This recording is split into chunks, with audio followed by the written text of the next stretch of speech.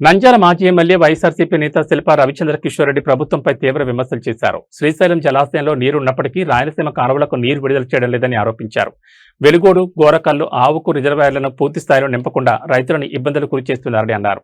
రాయలసీమ ఎత్తిపోతల పథకాన్ని ప్రభుత్వం పట్టించుకోవడం లేదని, తెలంగాణ నుంచి నీటి వినియోగం జరుగుతున్న రాయలసీమకు తగిన నీరు అందడం లేదని విమర్శించారు. యూరియా, ఎరువుల కొరతతో రైతులు ఇబ్బందులు పడుతున్నారని, సమస్యలపై ఆందోళన చేస్తే కేసులు, లాఠీ చార్జీలతో అణచివేస్తున్నారని ఆరోపించారు.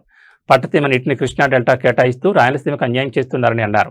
జిల్లా కలెక్టర్ రైతు సంఘాలతో సమావేశమై సమస్యలను పరిష్కరించాలని, రైతులకు నీరు ఎప్పుడు అందిస్తారో ప్రభుత్వం స్పష్టత ఇవ్వాలని శిల్పారావు డిమాండ్ చేశారు. రాష్ట్రంలోని రైతన్నల పరిస్థితి ఎంత దుర్భిక్షంగా ఉందో, ఈరోజు వారి వేదన ఏ రకంగా పడుతున్నారో ప్రజలందరూ గమనిస్తున్నారు. కానీ ఈ యొక్క ప్రభుత్వం దాని మీద స్పందించకపోవడం నిజంగా చాలా బాధాకరమైన విషయం.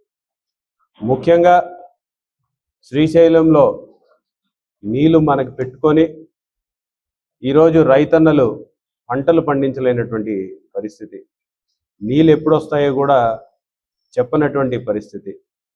ఈనాటికి దగ్గరగా శ్రీశైలంలో 885 అడుగులు ఫుల్ ట్యాంక్ కెపాసిటీ అయితే ఈరోజు దగ్గరగా 875 అడుగుల నిలువ ఉంది అని చెప్పేసి చెప్తున్నారు. కానీ ఏ కాలువైనా పారుతుందా? ఎక్కడైనా నీళ్ళు వదిలిన దాఖలాలు ఏమన్నా కనపడుతున్నాయా? ఏ రిజర్వాయర్నైనా ఈనాటి వరకు నింపుకున్నటువంటి పరిస్థితి ఉందా అని చూస్తే ఎక్కడా కూడా నింపుకున్నటువంటి పరిస్థితి లేదు. ఈరోజు వెలుగోడు దగ్గరగా కెపాసిటీ వచ్చేసి 17 టీఎంసీల కెపాసిటీ ఉంటే ఈరోజు 4 టీఎంసీలో 4.5 టీఎంసీలో నింపుకున్నటువంటి పరిస్థితి. అదే గోరుకల్లు కూడా 12.5 టీఎంసీలు దగ్గరగా దాని కెపాసిటీ అయితే ఈ రోజుకి కూడా 6 టీఎంసీలు నింపినటువంటి పరిస్థితి. ఈరోజు అవుకు పరిస్థితి కూడా 4 టీఎంసీలు 4.15 టీఎంసీలు ఉంటే 1 టీఎంసీ మాత్రమే ఈరోజు అక్కడ నీళ్ళు ఉన్నటువంటి పరిస్థితి. ఈరోజు మిట్నాల గ్రామంలో చెరువుకి నీళ్లు కావాలి, నీళ్లు తాగడానికి కూడా ఈరోజు అక్కడ మాకు ఇబ్బందిగా ఉందని చెప్పేసి అక్కడ ప్రజలు మొత్తుకుంటున్నారు.